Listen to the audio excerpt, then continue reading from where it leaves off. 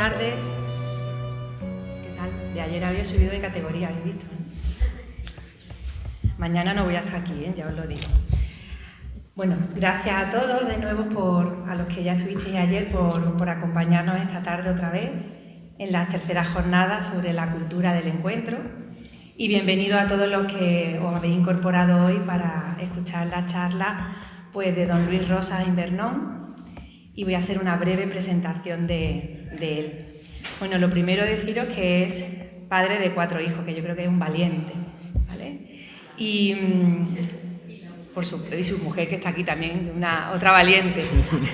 Además, me ha contado que están entre los 12 y los 18 años, con lo cual está en plena adolescencia. Así que eso sí que es un reto. Y un ejemplo de cultura de encuentro. Ahí tiene que haber un poquito de todo, seguro. Lleva como profesor de filosofía trabajando 20 años y en los últimos 10 años en el Colegio Internacional Atalaya, del que ahora mismo además es el director. Ha estado también desde hace 5 años como profesor del Centro de Estudios Superior de Estudios Teológicos en San Pablo de Málaga, que es otro de los centros y organizaciones que están colaborando para preparar estas charlas. Es profesor en ese centro de metafísica, antropología y filosofía del conocimiento. Es doctor en filosofía con tesis doctoral sobre el pensamiento de María Zambrano, diplomado en ciencias religiosas por el Instituto San Agustín y miembro del Instituto Emmanuel Monnier. Su charla sobre hoy tratará sobre el necesario diálogo para una cultura del encuentro. Así que vamos a escucharle con mucha atención, con muchas ganas, y ya son todos. Muchas gracias. Bueno, pues, ¿se me escucha bien? ¿Sí? Beatriz, muchas gracias por la presentación. Yo ya, porque todo lo que ha dicho es un poco, el ridículum académico, ¿no? Pero, pues como ha dicho, padre de 4 niños, de profesión fundamentalmente taxista. Y después, cuando tengo algún tiempo libre, pues trabajo de profesor. Y en los ratos que me quedan libres después de todo eso, ya está la filosofía, ¿eh? He escuchado por ahí algún comentario antes de no conozco ningún filósofo cristiano, creo que has sido tú, te he escuchado. ¿La filosofía qué es? Vamos a empezar por ahí, porque a mí me han pedido que en esta charla haga una pequeña fundamentación de la necesidad del diálogo desde un punto de vista filosófico para una cultura del encuentro. La filosofía y los filósofos, ¿a qué nos dedicamos? Bueno, pues especialmente a nada. Nada en concreto. No puede decir que la filosofía sea algo distinto a lo que hacemos todos los seres humanos. La vida tiene una estructura problemática y tiene ahí el misterio de fondo y muchas preguntas que tenemos que resolver, muchos interrogantes. Y esos interrogantes los filósofos los vivimos, o por lo menos en mi caso, de una forma radical. Es como si viviéramos alojados en los problemas que nos plantean esas preguntas. El filósofo está en la realidad de una forma, bastante fastidiosa, porque siempre es como si la realidad te estuviera pinchando, diciéndote que esto no está resuelto, que aquí tienes un problema que no está resuelto. Por ejemplo, ¿qué es el ser humano? Por ejemplo, ¿qué son las cosas? ¿No? La filosofía nace de esa pregunta. La filosofía nace en el momento en que un señor llamado Tales de Mileto, hace muchos años, dijo: ¿y las cosas qué son? ¿Y eso no se lo había planteado nadie antes? Sí, se lo había planteado antes muchísima gente. ¿Qué son las cosas? Es una pregunta que se había planteado mucha gente antes. Pero la respuesta que habían dado no era una respuesta que diera paso al diálogo. Era una respuesta que daba paso a la transmisión, pero no al diálogo. Y os voy a poner un ejemplo. Si yo digo, ¿por qué llueve? Y digo, porque hay un Dios, el Dios de la lluvia, que cuando está contento con lo que nosotros hacemos o lo que sea, decide que llueva y entonces hace que llueva. Si yo creo eso, si la comunidad, la sociedad en la que yo vivo cree eso, ¿qué puedo hacer para que llueva? Tengo que lograr influir en la voluntad de ese Dios. ¿Cómo influye en la voluntad de ese Dios? A través del sacrificio. ¿Es discutible de alguna forma el proceso de la lluvia? No, llueve porque al Dios en cuestión le da la gana en un momento determinado. Ahora mismo ese Dios ha querido que llueva, o el Dios del amor, ¿no? Cupido, ha lanzado una flechita y ha provocado el amor. Cuando las causas de las cosas son los dioses, ¿cómo se transmite eso de generación en generación? A través de los mitos. La respuesta mitológica no da paso al diálogo, da paso a que yo se lo cuento a mis niños, y mis niños a sus niños, y sus niños y así. Y el mito se va transmitiendo de generación en generación, con variaciones, pero la historia viene del pasado, o sea, la verdad, perdón, viene del pasado y se va transmitiendo a través de esta narración familiar. ¿Qué diferencia hay de esto a lo que hizo Tales de Mileto? Tales de Mileto dijo, ¿qué son las cosas? Y dijo, las cosas son agua. Y cualquiera puede decir, bueno, qué chorrada, ¿no? Sí, pero lo explicó racionalmente. Dijo, creo que las cosas son agua porque he visto que la vida nace del agua, que cuando el agua se condensa se convierte en hielo, que cuando se evapora se convierte a estado gaseoso. Así que con el agua puedo explicar todos los estados de la materia, puedo explicar el origen de la vida, creo que la esencia de todas las cosas es el agua. Y eso nosotros hoy, bueno, pues nos puede parecer una chorrada, pero la importancia que tuvo histórica en ese momento fue importantísima. ¿Por qué? Porque abrió paso al diálogo sobre las cosas. ¿Y dónde estamos los filósofos alojados? Ahí, en esas preguntas que nos hacen a todos reflexionar en torno a, bueno, ¿y esto qué es? ¿Cuál es nuestro instrumento? Bueno, generalmente se dice que el instrumento de la filosofía es la razón. Yo con eso estoy bastante poco de acuerdo.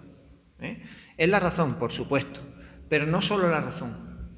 El filósofo sale a buscar la verdad con todos los recursos posibles, no solo con la razón, con todos los recursos posibles, recurriendo a toda la experiencia que se tiene. Por eso muchas veces en la historia se ha separado la razón de la fe, como cosas contrapuestas, a veces incluso contrarias. Hoy día escuchamos muchas tonterías en torno a la ciencia y la fe, como si fueran cosas absolutamente incompatibles. Bueno, pues el ser humano, con toda su capacidad cognoscitiva, planteándose los problemas fundamentales de la existencia, eso es la filosofía. Y a mí me han pedido que haga eso aquí, hoy, con respecto a la cultura del encuentro y al diálogo. Y es un poco lo que voy a intentar hacer, ¿vale? Nos vamos a preguntar qué es la cultura desde una perspectiva filosófica. Y a partir de ahí vamos a ver si el diálogo es de verdad necesario o no para esta cultura, además una cultura en concreto, la cultura del encuentro. Yo entiendo que por la tradición misma de estos ciclos de conferencias y por la, digamos, forma de pensar compartida que hay en esta sala, pues todos entendemos más o menos que es la cultura del encuentro, pero bueno, quizá lo tengamos que explicar un poquito. ¿Qué entendemos por cultura del encuentro? ¿Y por qué no le llamamos de otra forma? ¿No? ¿Qué queremos decir cuando decimos cultura del encuentro? Bueno, pues vamos a lanzarnos filosóficamente a la pregunta ¿qué es la cultura? ¿Vale? Y vamos a empezar por ir a la esencia de lo humano, a ver por qué el ser humano es un animal cultural. Aquí voy a seguir a un filósofo español que se llama Xavier Zubiri, que, bueno, la lectura de sus libros es bastante compleja, pero lo que vamos a explicar aquí es muy fácilmente comprensible. Zubiri compara entre el ser humano y el animal y nos dice que el animal está en el mundo, está en la realidad, como si todo lo que tuviera alrededor fueran estímulos. Cualquier cosa que percibe el animal lo percibe como un estímulo. Vamos a poner por caso que tenemos aquí un perro con hambre y ahí un filete. ¿Qué hace el perro? Se come el filete, ¿verdad? Vamos a pensar que tenemos una persona con hambre y un filete. Y el verano a las puertas, la operación bikini. Y entonces la persona dice, tengo hambre, pero me voy a poner a dieta. ¿Por qué la persona se puede poner a dieta y el perro no? ¿Por qué? Pues porque el mundo, para el ser humano, no es un conjunto de estímulos, no es estimulidad. Lo que tengo alrededor no son solo estímulos, son realidades.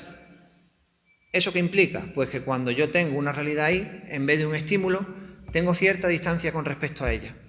¿Qué es lo que me aporta a mí esa distancia? Mi estructura cognitiva, mi inteligencia sentiente, mi capacidad de inteligir y de sentir. Eso hace que yo sea capaz de percibir cualquier realidad y tener un espacio para la decisión, para la valoración y para la decisión. Yo puedo tomar una decisión. ¿Por qué el ser humano puede consumir drogas? Es decir, ¿por qué puede dañarse a sí mismo? Porque el ser humano tiene la capacidad de ser tonto y el animal no. No puede ser ni tonto ni listo en este sentido. Sigue su estímulo. Nosotros podemos tomar decisiones que nosotros califiquemos como tontas. ¿Por qué? Pues porque somos libres. Nuestra actividad es una actividad en la realidad y eso significa que somos libres, pero no somos libres de tener que actuar. Me explico. A la fuerza, necesariamente, inexorablemente, tenemos que realizar nuestra vida. Nuestra vida es un problema, tiene una estructura problemática. ¿Por qué? Porque está abierta y tenemos que elegir. Una persona no puede no hacer nada. No hacer nada ya es un hecho, ya es un acto, ya es una decisión. No puedo dimitir de mi libertad, es imposible. Siempre tengo que estar realizándome. Eso, absolutamente imposible esquivarlo. ¿Qué pasa?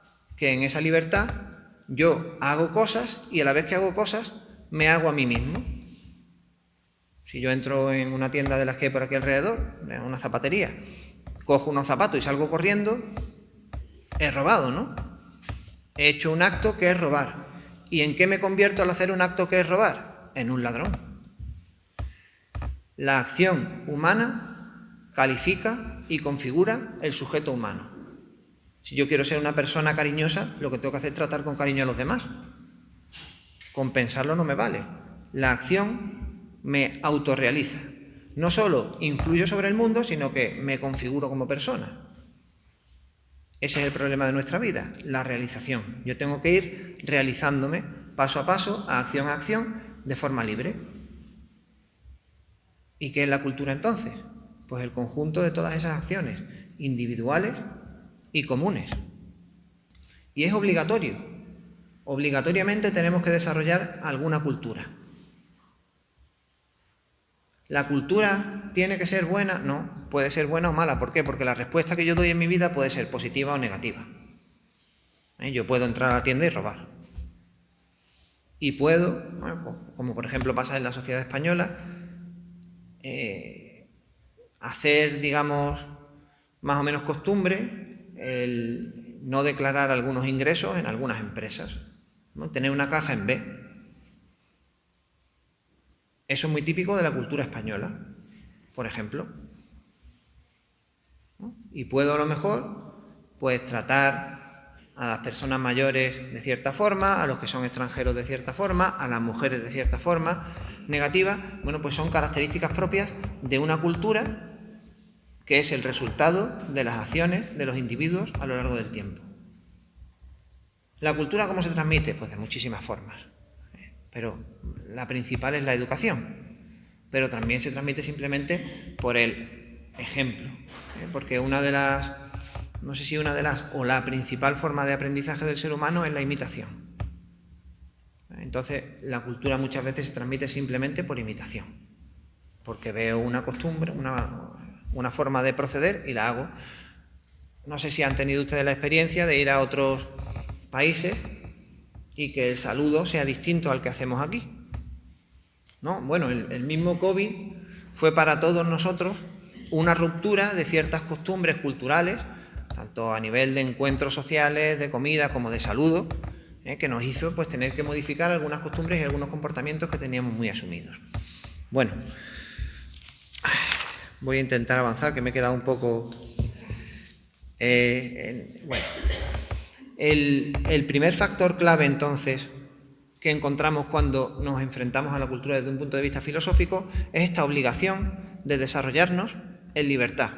Parece contradictorio, pero estamos obligados a ser libres. Es inesquivable nuestra libertad y de esa obligación va a nacer la cultura. ¿Vale? Ese es el primer aspecto. Para el segundo aspecto quiero leeros un texto, es un poco largo, ¿vale? Pero me parece que merece la pena. Dice así: ningún niño viene al mundo proclamando yo pienso, luego existo. Somos, en primer lugar, aparentemente al menos, una realidad anónima. Cierto que se nos da enseguida un nombre, pero son los demás, precisamente, los que nos lo imponen. Si de este anonimato inicial ha de surgir progresivamente un yo, ha de ser gracias a un tú, que se vuelve hacia el yo en gestación y le hace aparecer al llamarle tú. Abandonada a sí misma, la persona jamás se realizaría como un yo auténtico. Si llega a realizarse es porque otra libertad, fuera de ella, la considera y la trata como un yo precisamente cuando se haya sumergido en este anonimato. Y dice ahora, sin necesidad de estudiar psicología o filosofía, todas las madres de la tierra saben que no hace falta esperar a que el niño tenga conciencia de que es un yo para hablarle de tú. Y saben también que hay que hablarle incluso antes de que el universo del lenguaje le sea inteligible. ¿Este texto de qué nos está hablando? Pues está haciendo referencia a la situación inicial en la que todos hemos venido al mundo, que es una situación de necesidad absoluta.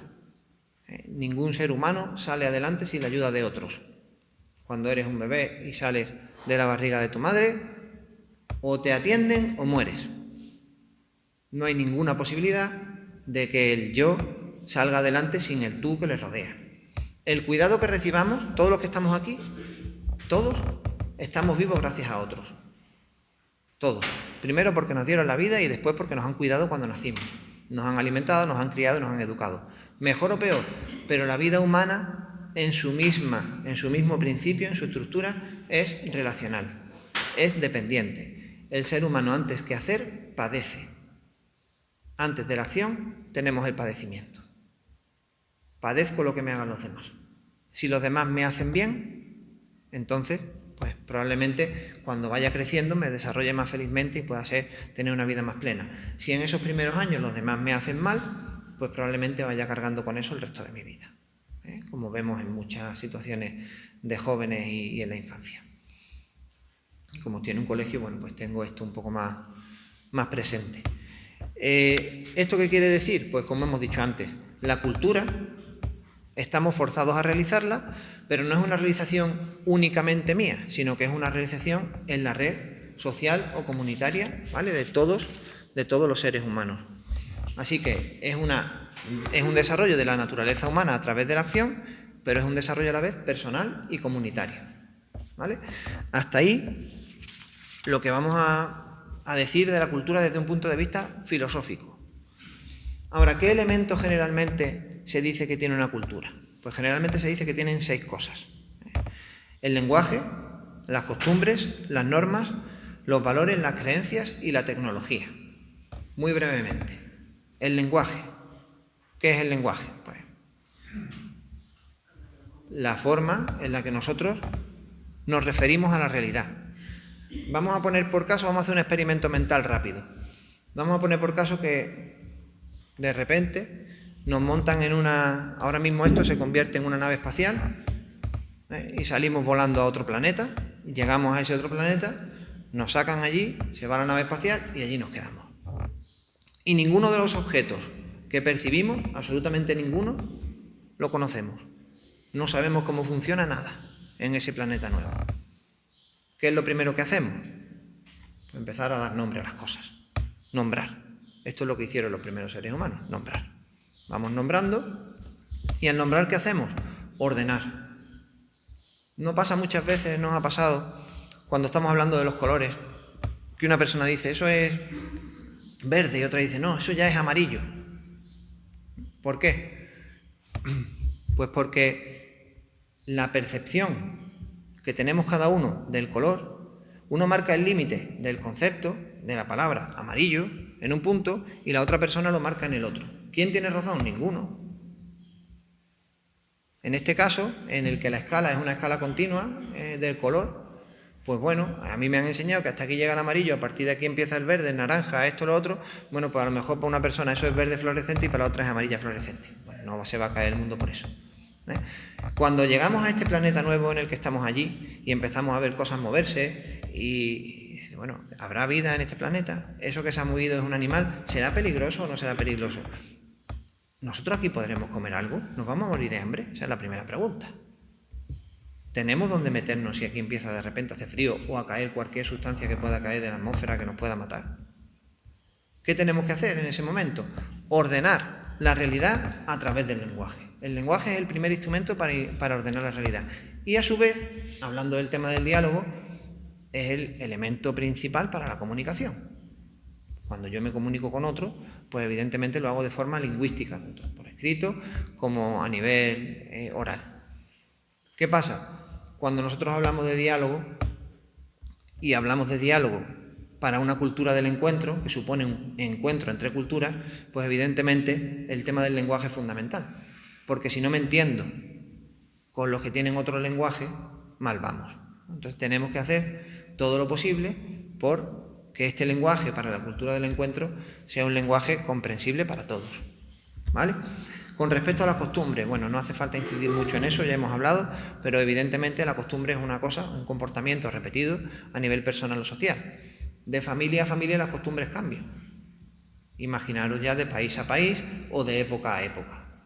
Yo hace poco tiempo, ahora vamos año y pico aproximadamente, estuve en Roma con mi mujer, estuvimos viendo el Coliseo y nos explicaban cómo iban al baño los romanos antiguamente, y iban todos juntos.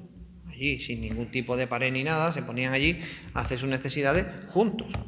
Claro, eso culturalmente para nosotros hoy es una cosa impensable. Decimos, vaya barbaridad, ¿cómo pueden hacer esa? Pues es una cuestión cultural, una costumbre que en esa época era de una forma y ahora es otra. En nuestra misma época encontramos costumbres muy diferentes en las diferentes culturas. Bueno, las normas y los valores son dos elementos diferentes pero que van muy vinculados. ¿Qué es un valor? Un valor es algo que nosotros entendemos que merece la pena. Por poner un ejemplo, o el valor principal, la dignidad de la persona, el valor de lo que es la persona. ¿Todas las sociedades a lo largo de la historia han considerado que las personas somos dignas y tenemos un valor absoluto? No. ¿Hay sociedades actualmente que no consideran que todas las personas son dignas? Sí. Entonces, ¿qué quiere decir esto? La propia configuración axiológica significa referida a los valores de una sociedad, determina cómo vamos a actuar de una forma o de otra. Aristóteles, un filósofo muy famoso griego, tiene textos larguísimos justificando la esclavitud. Aristóteles decía que la esclavitud era un fenómeno natural, que era normal que pasara, que había gente que nacía esclava y como tal propiedad del señor. Y el señor nacía señor y como tal propietario del esclavo. Y lo explica. Justifica una situación social de su época a nivel teórico. Y Aristóteles tiene libros donde dice cosas buenísimas, pero también tiene esto. Y tiene algunos textos sobre las mujeres que mejor no los comentamos. Entonces, claro, ¿qué nos dice esto? Pues que hay cosas de nuestra cultura que incluso la gente más inteligente, porque Aristóteles ha sido uno de los mayores pensadores de la historia de la humanidad, no somos capaces de identificar. No las vemos. Y cuando pasa el tiempo y se mira desde otra perspectiva, se dice, vaya barbaridad. ¿Dónde están las barbaridades de nuestra época? Bueno, a eso llegaremos después. Iba por los valores y las normas. Bueno, una cosa que nos toca bastante de cerca, las creencias. Las creencias son un elemento fundamental de la cultura. Cuando digo creencias no me refiero solo a creencias religiosas. Por ejemplo, ¿habéis notado ahora mismo que se ha movido el suelo? No, ¿no? ¿Nadie lo ha notado? ¿Quién cree que la Tierra se mueve? Todos, ¿verdad? Todos. Pero nadie lo percibe. Nadie lo percibe. Las culturas anteriores a la nuestra, vamos a imaginarnos a los seres humanos al principio de la humanidad, vamos a irnos a Mesopotamia. En Mesopotamia la gente pensaba que la Tierra era plana, que el Sol giraba alrededor de esa Tierra que era plana y que flotaba sobre una gran cantidad de agua. Esa agua terminaba en unas cataratas infinitas que desembocaban en el mundo de los muertos, que eran los ínferos, de ahí después viene la palabra infierno, ínfero es lo que está debajo. Y bueno, pues evidentemente eso cuadra mejor con nuestra experiencia sensible que la teoría que nosotros creemos ahora. Porque en nuestra experiencia sensible la Tierra no se mueve. Y en nuestra experiencia sensible el Sol se mueve alrededor de la Tierra, que es plana y está quieta. En nuestra experiencia sensible. ¿Es cierto o no? Eso, esa forma de entender el mundo, esa cosmovisión, se llama paradigma de comprensión de la realidad en filosofía. ¿Qué es un paradigma? Aquellas creencias intelectuales, religiosas, científicas, que configuran mi visión del mundo, tanto como una totalidad, como de todas las cosas del mundo. ¿Cómo entiendo yo la vida, por ejemplo? ¿Desde qué perspectiva? Bueno, pues hemos estudiado todos a lo mejor en el colegio, en el instituto, lo que es la vida, lo que son, por ejemplo, pues la economía, todo eso, se nos va transmitiendo una forma de interpretar el mundo. Cuando nos han explicado lo que era el universo, nos han dicho, estamos en la Vía Láctea, el sistema solar, los planetas son redondos, giran alrededor del Sol, en unas órbitas elípticas. Bueno, pues, ¿qué estudiaban en la época de Aristóteles? Ya que estábamos con Aristóteles. Pues en la época de Aristóteles pensaba que la Tierra era plana y que había una esfera de las estrellas fijas. Una esfera alrededor de la Tierra donde estaban las estrellas colocadas y eran fijas. ¿Tenía razón Aristóteles? No. ¿Cómo se descubrió? Bueno, pues a través de anomalías. Las anomalías son un concepto fundamental. ¿Qué es una anomalía? Un fenómeno del que tenemos constancia probada, algo que ocurre en la realidad y que no encaja con la teoría que sostenemos. Había anomalías para que todos los que sostenían la física aristotélica y pensaban que había una esfera de las estrellas fijas pensaran que eso no estaba bien. Sí, ¿por qué? Porque se veía que se movían las estrellas, no estaban todos los días en el mismo sitio. Y surgían problemas matemáticos a la hora de hacer los cálculos y a la hora de ver cómo evolucionaban las sombras en la Tierra. Entonces dijeron, esta teoría no está bien. ¿Por qué? Porque no explica algunos fenómenos que pasan. ¿Las teorías científicas de hoy en día carecen de anomalías? No, para nada. Hay anomalías por todas partes. Ya si nos vamos con cuestiones de física cuántica, ya es exagerado el número de cosas que tienen comprobadas que pasan y que no saben explicar. Los físicos llevan aproximadamente 70, 80 años dándole vueltas al mismo problema y todavía no ha habido nadie que sea capaz de sacar una teoría que explique lo que está pasando. No pueden resolver los problemas que tenemos a nivel de física teórica. ¿Y esto qué quiere decir? Pues que en algún momento llegará alguien y lo explicará y cambiará nuestra visión del universo. Hay una hipótesis que es la materia oscura, pero no saben lo que es. La hipótesis antes se llamaba éter, en la época de Aristóteles, el éter, que pues no se sabe lo que es. Ya esa hipótesis se abandonó porque se comprobó que no tenía correspondencia con la realidad y ahora hay otras hipótesis tratando de explicar estas anomalías, pero ahora mismo no se ha conseguido. Eso que a nivel científico lo podemos ver con facilidad, decimos, vale, pues hemos pasado de pensar que la Tierra era el centro y que el Sol daba vueltas alrededor, a pensar ya que la Tierra es redonda, etc. También pasa a nivel humano, a nivel moral, ocurre lo mismo. Estáis familiarizados todos, supongo, con el Antiguo Testamento y con el Nuevo Testamento. En el Antiguo Testamento, durante muchísimo tiempo, en la historia del pueblo de Israel, se sostuvo la teoría de la retribución, que era que si yo soy bueno, Dios me va a compensar en esta vida. ¿No? Y esa teoría de la retribución, ¿en qué libro del Antiguo Testamento se refuta? En el libro de Job. Se dice, no. Hemos visto que muchas veces las personas justas en esta vida pues sufren muchas desgracias. No podemos asociar esas desgracias o gracias a que Dios te compense o te castigue. Y a partir de ahí hay una modificación en el paradigma de comprensión de la relación entre el hombre y lo divino.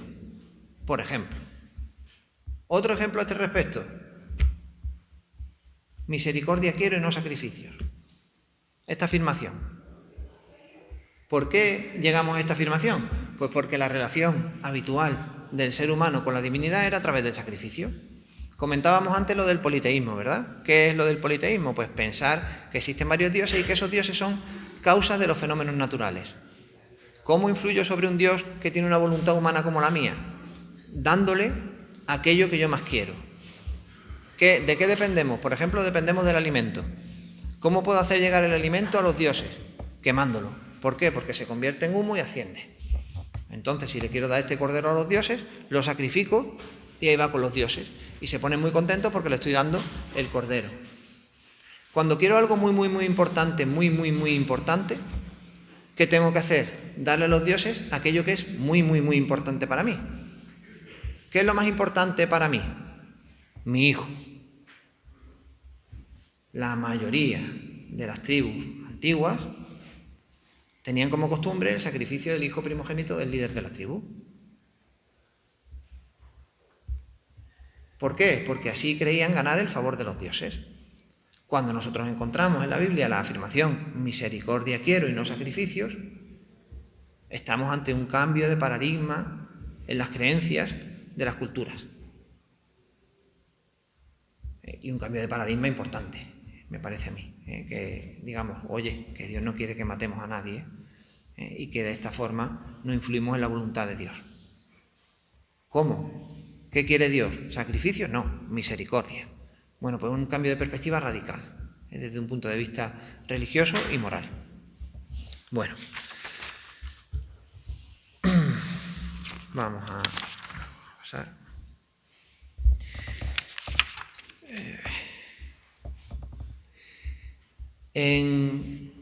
Hemos dicho cultura, creación, de alguna forma de formas de entender la realidad como visiones diferentes.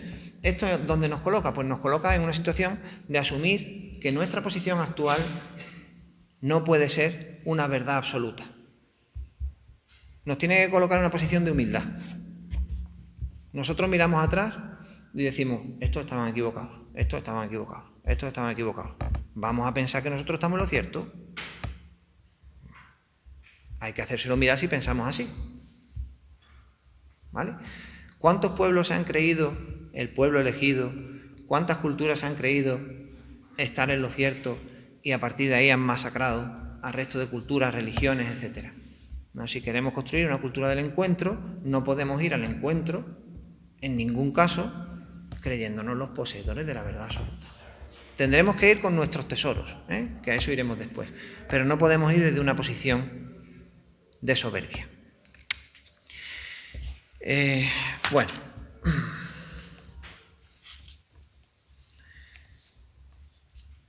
esto último que he dicho no tiene nada que ver con que afirmemos un relativismo cultural. Entiendo que conocen más o menos lo que es el relativismo, lo explicamos de forma rápida. El relativismo sostiene la afirmación que todo depende, y como tal es una teoría absurda desde un punto de vista lógico. ¿Por qué? Porque si afirmo todo depende, esa misma afirmación, todo depende, dependería. Y si esa afirmación depende, es decir, si es posible que sea verdadero o falso, entonces es posible que nada dependa, que es lo contrario de todo depende. No sé si me estoy explicando. Pero es una teoría autocontradictoria. Si yo afirmo todo depende, estoy diciendo una verdad que no puede ser afirmada porque todo depende. Entonces, simplemente como pensamiento es irracional el relativismo. Una cosa es no aceptar el relativismo absoluto y otra cosa es no aceptar que nuestro conocimiento es siempre un conocimiento histórico situado en un momento y dependiente pues, de todas estas circunstancias que hemos estado viendo. Creencias, costumbres, lugar de nacimiento. Yo estoy seguro de que la mayoría de los que estamos aquí, que pertenecemos a la Iglesia Católica en nuestra mayoría, no sé, pero supongo que casi todos, si hubiéramos nacido en un país protestante, perteneceríamos a la Iglesia protestante. Y si hubiéramos nacido hace 5.000 años, no perteneceríamos a ninguna iglesia. Y tendríamos las creencias de aquellas personas. En esa circunstancia, en la circunstancia concreta que a mí me ha tocado vivir aquí y ahora, y con la suerte de que nosotros tenemos una cultura muy rica y que nos permite tener este tipo de situaciones, nos permite generar espacio para la reflexión, pues en este momento, aquí y ahora, ¿cómo puedo hacer yo para generar una cultura un poco más humana? ¿No? Esa cultura del encuentro de la que estamos hablando. Bueno, así que no al relativismo cultural, pero sí tenemos presente siempre la situación histórica y personal de cada uno de nosotros. para acercarnos al diálogo de una forma, digamos, sincera y sencilla, lo primero que tengo que hacer es una especie de autoevaluación personal. Bueno, ¿cuáles son mis creencias? ¿En qué se fundamentan esas creencias? ¿Tengo yo razones para esas creencias? ¿O simplemente las creo como creería en cualquier cosa sin pensarla? Me explico. Mi padre es del PP, mi madre es del PP, yo soy del PP. Mi padre es del PSOE, mi madre es del PSOE, yo soy del PSOE. Mi padre es del Barça, yo soy del Barça. Mi padre es del Madrid, yo soy del Madrid. Mi padre es católico, yo soy católico. No puede ser lo mismo mi pertenencia al grupo de seguidores del Málaga que mi pertenencia a la Iglesia. Ni tampoco puede ser lo mismo que mi pertenencia o mi vinculación a unas ideas políticas. Tengo que tener razones que fundamenten eso. No puedo creer en eso y ya está, porque entonces no creo. No sé si me estoy explicando, pero si yo no tengo en mí fundamentada la explicación o la experiencia que me haga creer en algo, entonces realmente no me lo creo. La verdad en mí solo es verdad si es verdad para mí. Si a mí me dicen 2 más 2 son 4 y no lo entiendo, aunque yo diga 2 más 2 son 4, para mí no está siendo verdad, porque no lo estoy entendiendo. Y esto no significa que tengamos que tener una comprensión absoluta de las cosas que se nos escapan, que escapan a nuestra comprensión. Pero sí tenemos que tener una experiencia que fundamente nuestra creencia, nuestra fe o nuestro pensamiento, el que sea. Y a lo que se nos llama hoy en día en nuestra sociedad es a esta toma de conciencia adulta.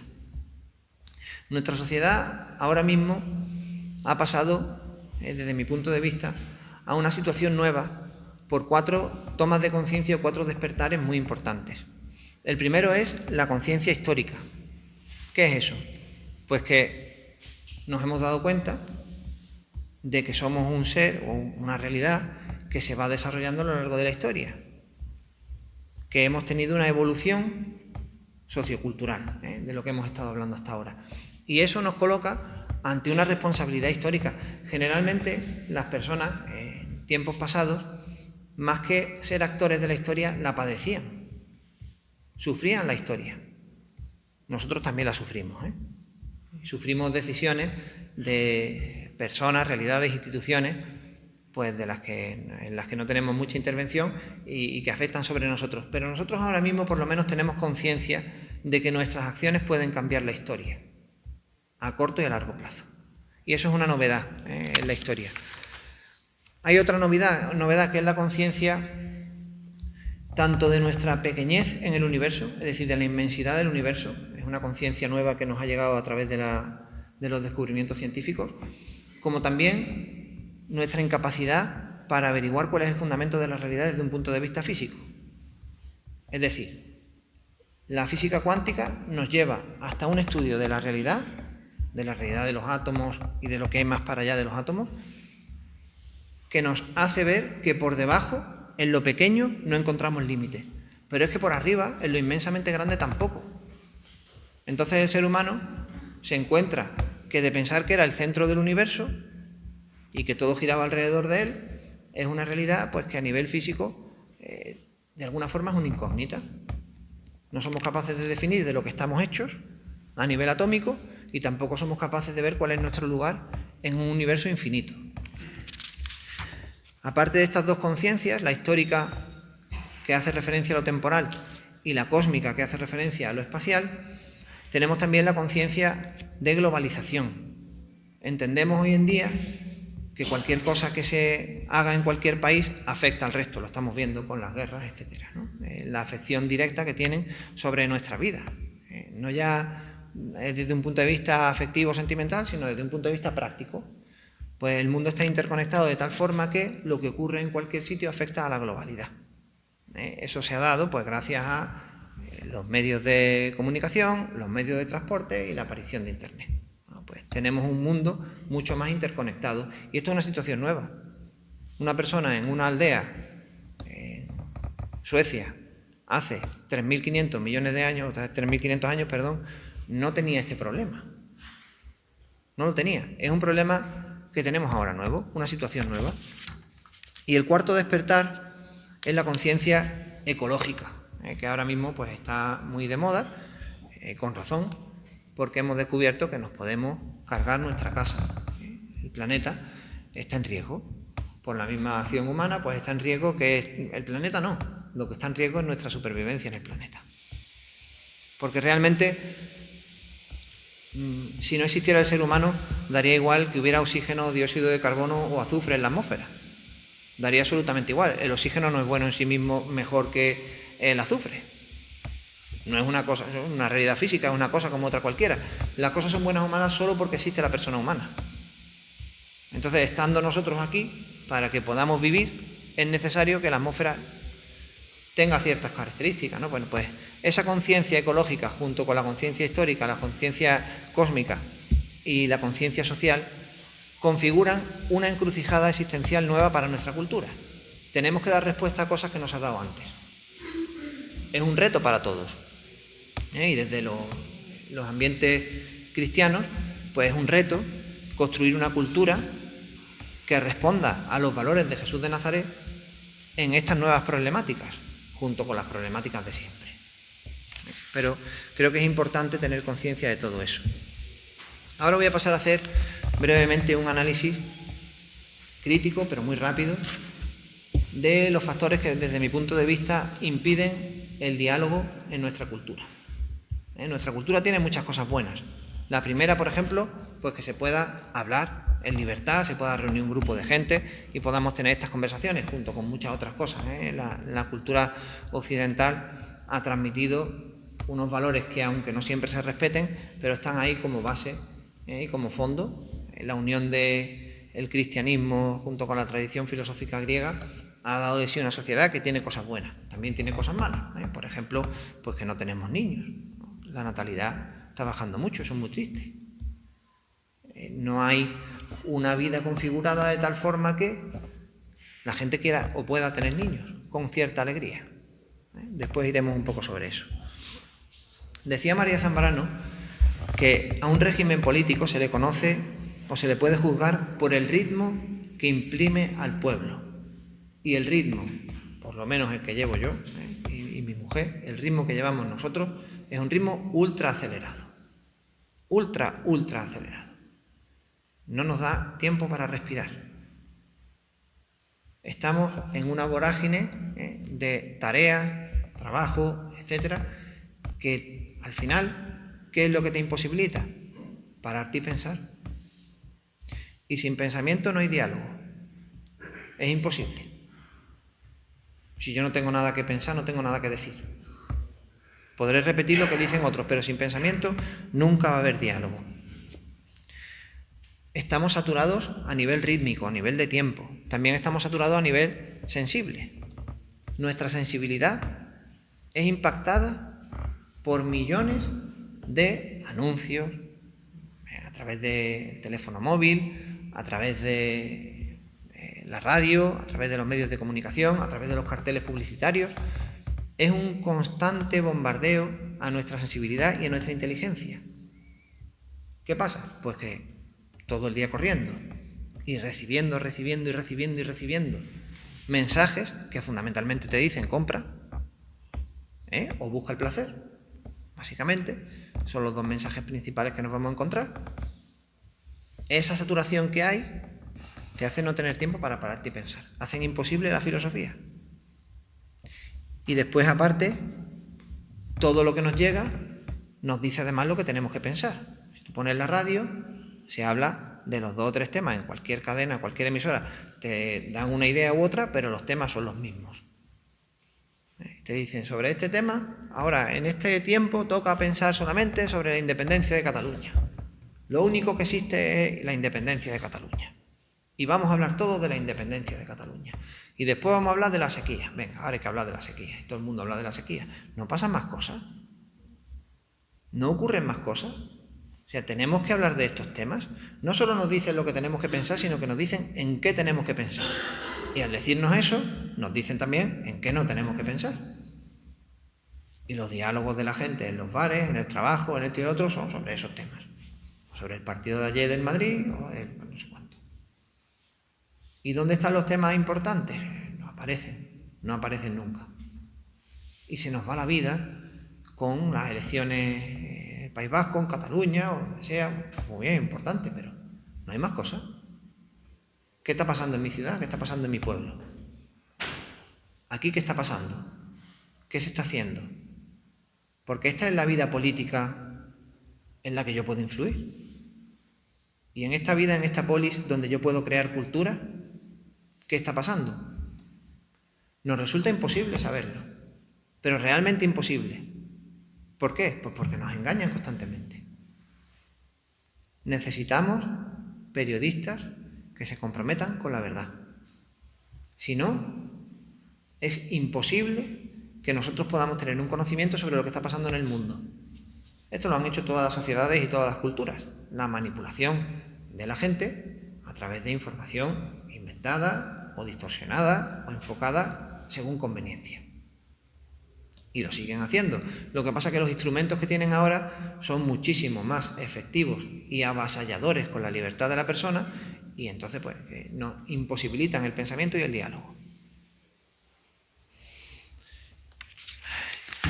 En todo este río de mensajes que nos mandan, nos imponen un ideal de felicidad. Básicamente, que tú te tienes que autorrealizar individualmente, es un mensaje muy individualista, y que esa realización va a estar en el placer. Básicamente es esto. ¿Y entonces qué pasa? Pues que, bueno, yo ahora ya os hablo desde mi experiencia en los colegios. Si una pareja en un momento dado, uno de ellos decide que en ese momento va a ser feliz yendo al gimnasio muchas horas,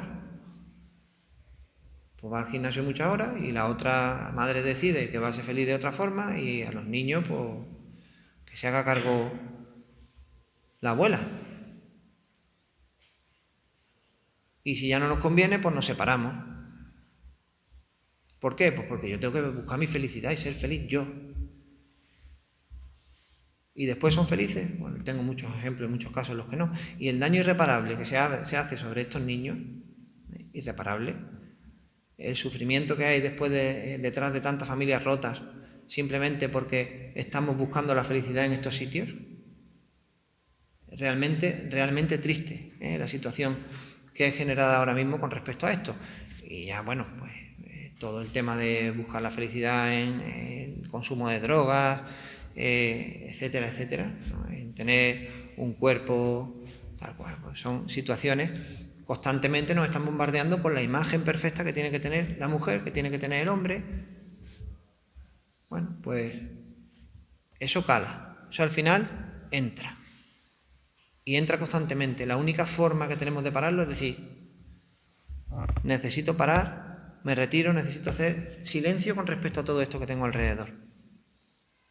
Husserl, que es un filósofo del siglo XIX y XX, proponía la epogé. Epogé significa puesta entre paréntesis.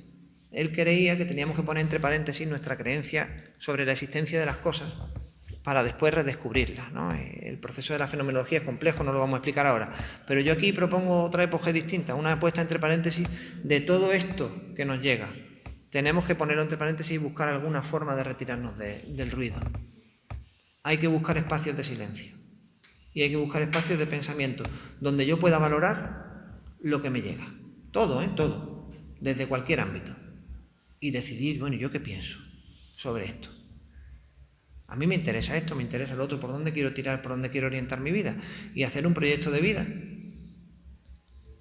Pero en serio, mío, no el que quiera la gente o la sociedad que yo haga. Aparte de esto, también me parece importante señalar la situación en la que se nos coloca a veces, como hay tanta información disponible, tanta, sobre todas las cosas. Ahora, por ejemplo, va uno a comprar cualquier cosa, ¿no? Nosotros ahora necesitamos una nevera. Venga, voy a comprar una nevera.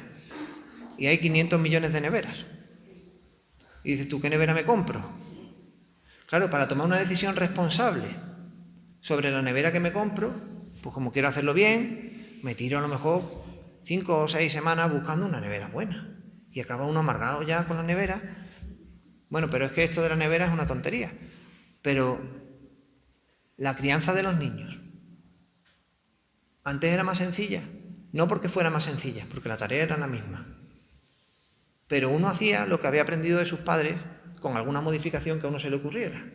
No hay que hacer ahora 500 doctorados y 18 millones de máster online para poder criar a un niño.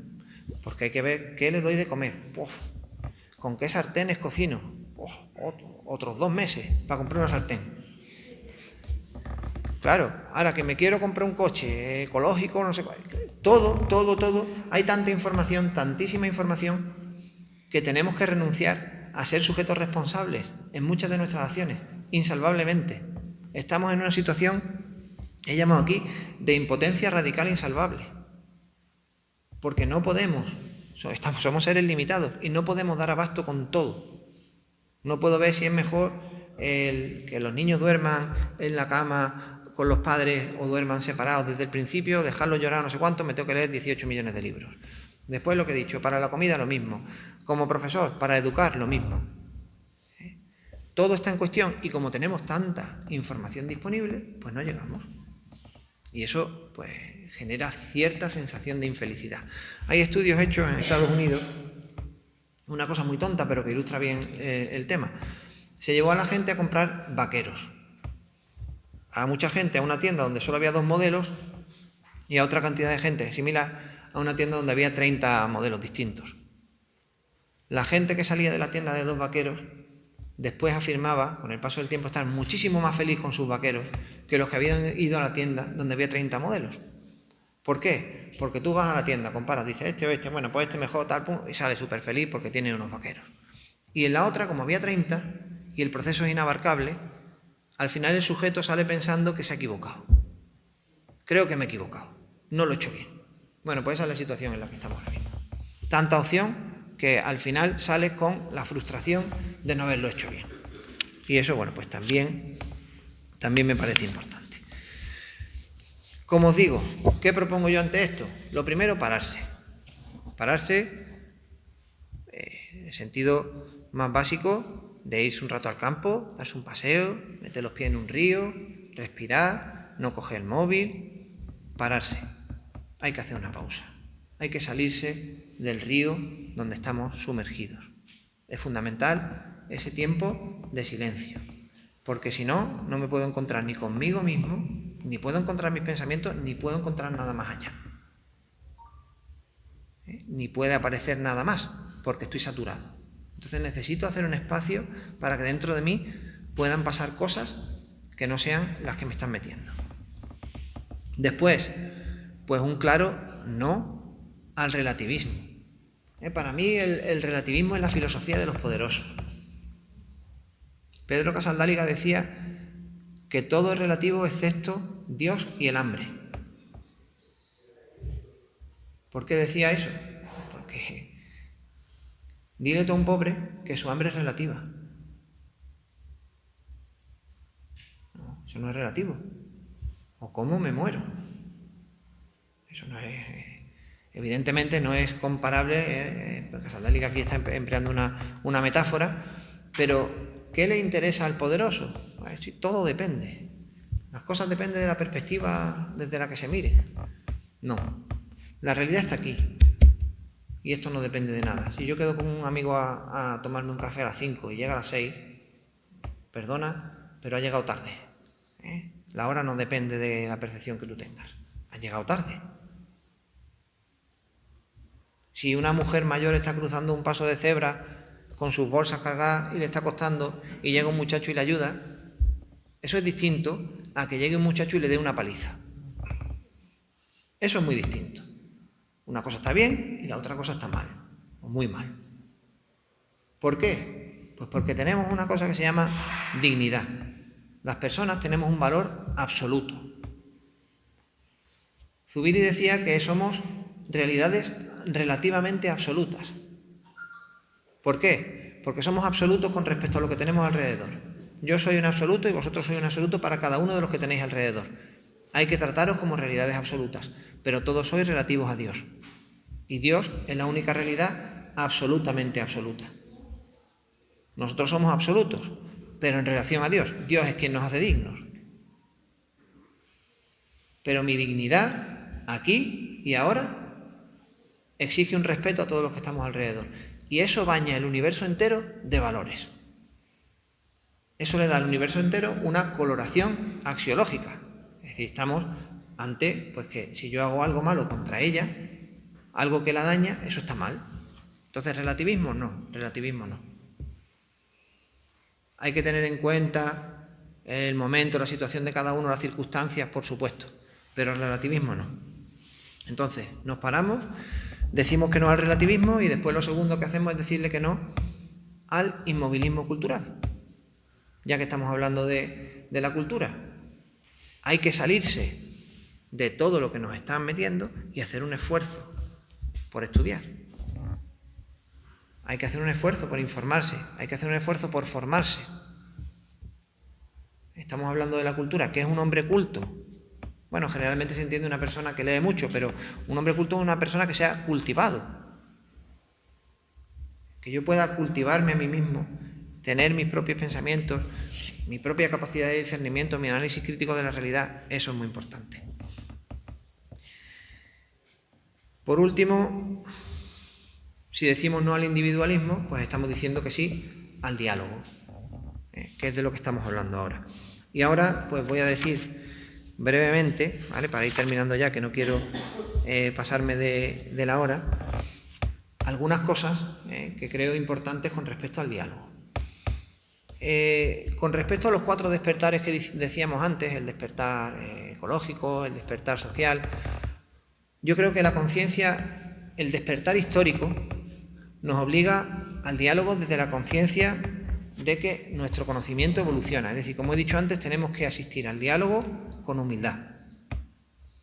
Después, tenemos que asistir al diálogo también desde la conciencia cósmica, desde esa conciencia de esto nos supera, con voluntad interdisciplinar. Hay que estudiar un poco de todo y hay que ir al diálogo con el conocimiento, digamos, mejor que uno sea capaz sobre las realidades que hoy en día tenemos en cuestión. Después, hemos dicho que el mundo es una globalidad, que el mundo pues, ahora mismo está interconectado, pues evidentemente el diálogo necesariamente tiene que ser intercultural e interreligioso, necesariamente. ¿Cómo se afronta un diálogo interreligioso? ¿Cómo se afronta un diálogo cualquiera? Pues yo creo que es muy importante que llevemos al diálogo nuestros tesoros. Para mí el tesoro principal es Jesús de Nazaret. Pues si yo quiero llevar a un diálogo interreligioso algo, lo que tengo que llevar es Jesús de Nazaret. ¿Y todo lo demás qué? Pues todo lo demás es secundario. No sé si me explico. Toda la construcción cultural religiosa que nosotros hacemos a partir de la experiencia de Jesús de Nazaret es secundario. Lo primario, lo principal, lo que tengo que llevar al diálogo es Jesús de Nazaret. La mayoría de las separaciones que ha habido en la Iglesia a lo largo de la historia, no sé hasta qué punto conocéis la historia de la Iglesia, han sido motivadas más que por motivos teológicos, por motivos políticos, después justificados con motivos religiosos o teológicos, que realmente nos lo deberíamos hacer mirar, todas las iglesias, porque la situación actual de separación que hay entre ortodoxos, cristianos y protestantes, desde mi punto de vista es flagrante. Que estamos diciendo que Dios es Padre y que todos somos hermanos. ¿Cómo es posible que sigamos sosteniendo esta, entre comillas, disputa? ¿Cómo es posible? Bueno, voy a ir terminando ya. Bueno, hemos dicho humildad, dijimos antes establecer un lenguaje común. Es muy importante que nos pongamos en el lugar del otro, fundamental para un diálogo, que nos expresemos con inteligencia emocional. Yo no soy partidario de las cursilerías relacionadas con la inteligencia emocional. pero creo que es muy importante que sepamos identificar tanto nuestras emociones como las emociones de la persona con la que estoy dialogando y que sepamos expresarnos de tal forma que no hagamos daño. Siempre intentando construir y no destruir. Tenemos que aprender a escuchar. Hemos dicho que tenemos que compartir nuestros tesoros, abrir el corazón, ser auténtico, ser franco, ser transparente, no imponer nada, pero tampoco dejar que nadie nos imponga nada. Yo no voy a un diálogo a decirle que sí al otro a todo. Yo voy a un diálogo a hablar y a encontrarme. El encuentro o el diálogo para el encuentro es un diálogo abierto que puede tener una resolución de ponernos de acuerdo o no, y no pasa nada. El respeto de las diferencias y de las opciones del otro también tiene que estar ahí. ¿Esto tiene un límite? Debe tenerlo en lo que podemos llamar una ética de mínimos. ¿Qué es una ética de mínimos? Aquello que tenemos que intentar buscar en el caso pues, de poder establecer un diálogo para una cultura del encuentro. Una ética de mínimos es un acuerdo general sobre aquellos mínimos irrenunciables en cualquier cultura. No en la mía, ni en la tuya, ni en la otra, sino en cualquier cultura. Y ahí el mínimo irrenunciable debe ser siempre la dignidad de la persona. Sobre cómo quiera ser feliz cada uno, eso ya estamos hablando de éticas de máximos. Pero el diálogo debe ir a la ética de mínimos al principio, para construir una cultura del encuentro. ¿Qué elementos comunes podemos entre todos acordar? ¿En qué nos podemos poner de acuerdo? ¿La Carta de los Derechos Humanos puede ser eso una ética de mínimos? A lo mejor. Bueno, y después yo creo que hay que hacer un análisis frío de los resultados que da cada cultura. Hemos dicho antes, nuestra cultura tiene como resultado que no están naciendo niños aquí. Eso es un resultado preocupante. ¿Cuáles son las causas? ¿Por qué está pasando eso? ¿Qué estamos haciendo mal para que pase eso? Pues tendremos que mirar nosotros sobre ese problema. Otras culturas tendrán que mirar sobre otros problemas, porque no tienen el problema de la natalidad, pero tendrán otros, ¿no? Pues habrá que mirar en cada cultura fríamente los resultados que tenemos que no nos gustan, ¿por qué están pasando? ¿Sobre qué creencias, sobre qué costumbres, sobre qué normas, sobre qué valores estamos operando para que ocurran estas cosas? Bueno, y ya para cerrar, primero agradeceros la atención durante este rato, espero no haberos aburrido demasiado. La iniciativa de estas conferencias, de generar un espacio de diálogo, un espacio donde se pueda reflexionar, un espacio donde todos nosotros pues podamos pensar un ratito y irnos cada uno con lo que considere conveniente para hacer un mundo mejor. Me parece que es un privilegio que se generen este tipo de ciclos de conferencias y de espacios donde realmente pues uno hace esto que hemos dicho, parar y pensar. Yo cuando voy a escuchar conferencias o congresos, a mí me encanta porque me siento, me separo de todo y tengo un ratito para pensar. Con la propuesta que diga el conferenciante, pero muchas veces eso es lo de menos. Es simplemente el poder tener este espacio, ¿no? Pues agradecer a los que organizáis esto, que lo estéis haciendo, animaros a que lo sigáis haciendo mucho tiempo más y nada, agradeceros vuestra atención. Muchas gracias.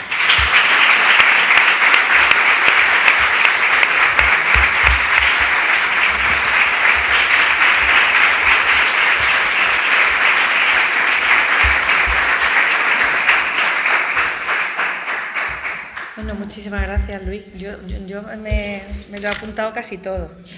Te he visto. Luego me hace el examen, ¿no? Y ya lo arreglamos. Bueno, si queréis abrimos un pequeño turno de palabra por si os ha quedado alguna duda. Yo creo que ha expresado muchas cosas de forma muy clara y dan ganas de seguir escuchándolo, ¿no?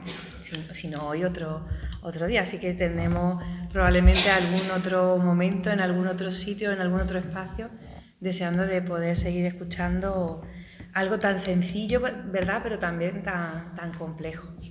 No sé si queréis preguntar algo. Venga, Manuel. Primero voy a hacer una aclaración. En lo que he dicho antes, yo es que pocas veces he podido escuchar a un filósofo teísta. La primera vez que tuve la gran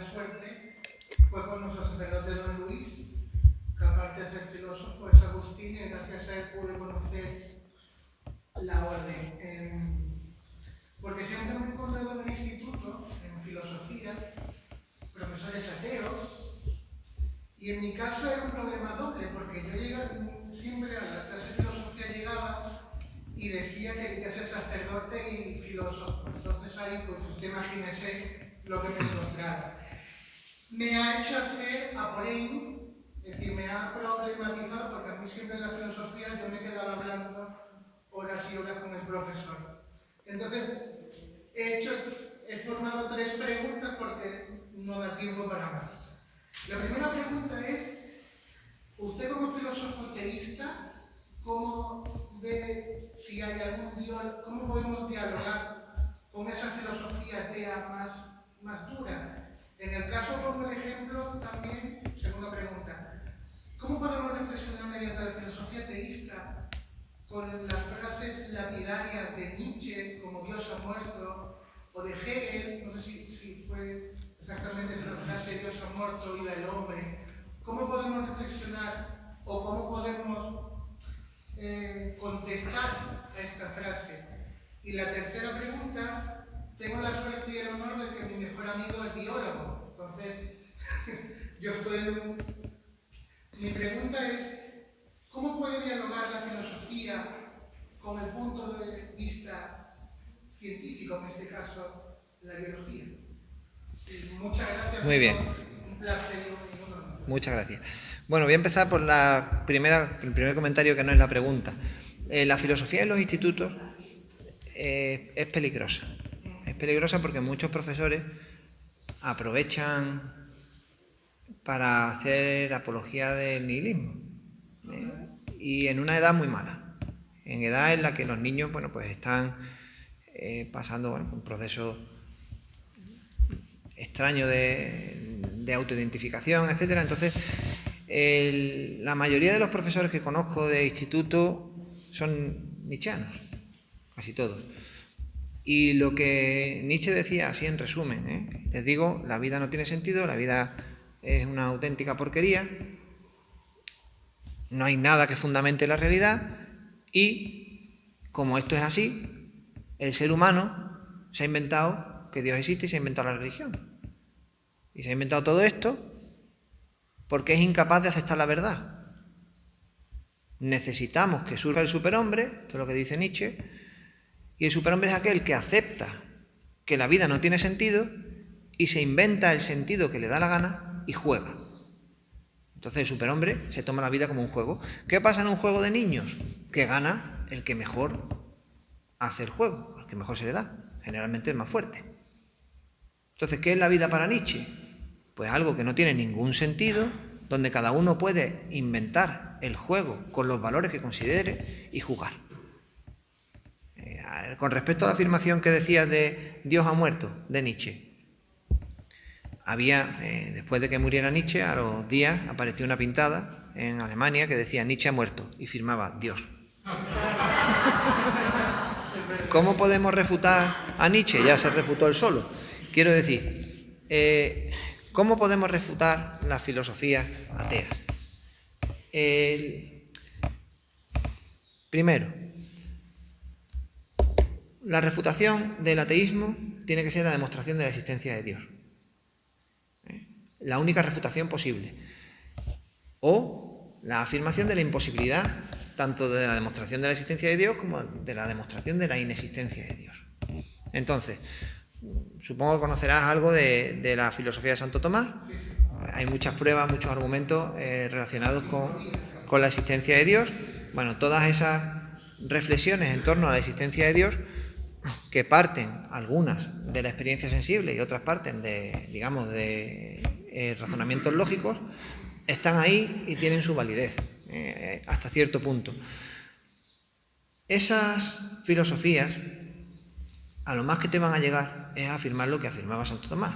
Existe un ser supremo, superinteligente, superbueno, infinito, que es causa de todo lo que existe y que es el fin de toda la creación.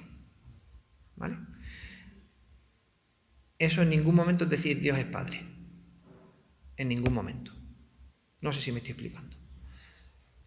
la refutación del ateísmo no va a suponer que nadie crea en Dios.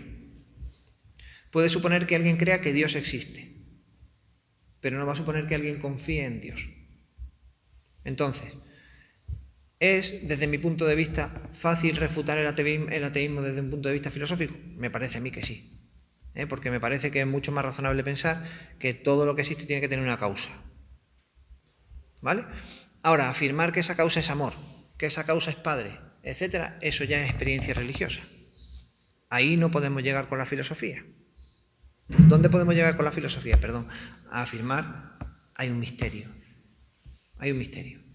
Y como decía Wittgenstein y muchos teólogos que hablan de la vía negativa, cuanto menos digamos de Dios, mejor. Porque generalmente nos vamos a equivocar. ¿Vale?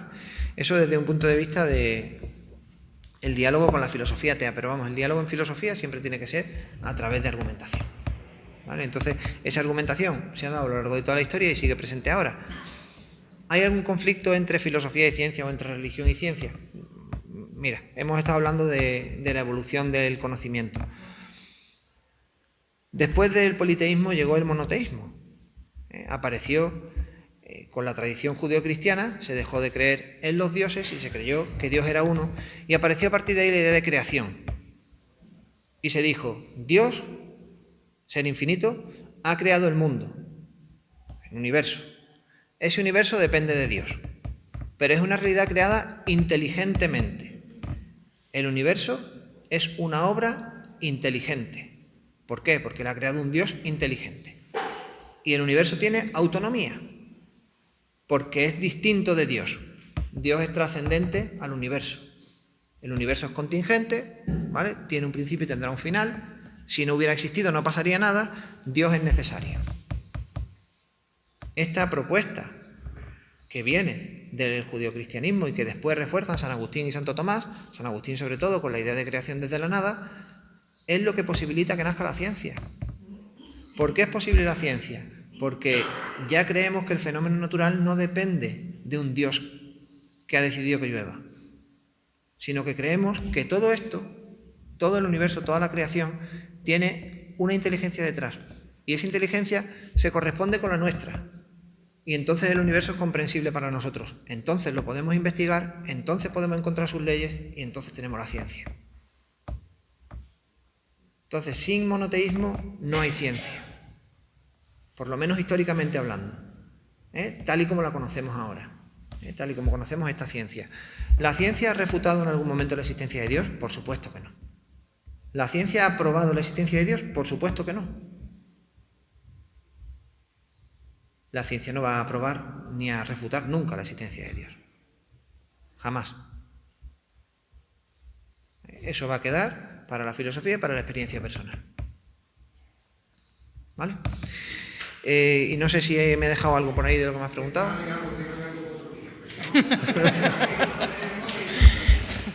Ya está. Bueno, yo creo que nos han quedado ganas para más, ¿verdad, Manuel? Eso. Entonces lo invitamos otra vez, ¿no? En otra ocasión. Y agradeceros a todos, bueno, vuestra presencia, a Luis y a su familia el ratito que nos lo ha dejado prestado. Y nos vemos mañana otra vez a las 8 aquí con una nueva charla para la cultura del encuentro. Gracias a todos y hasta mañana. Gracias.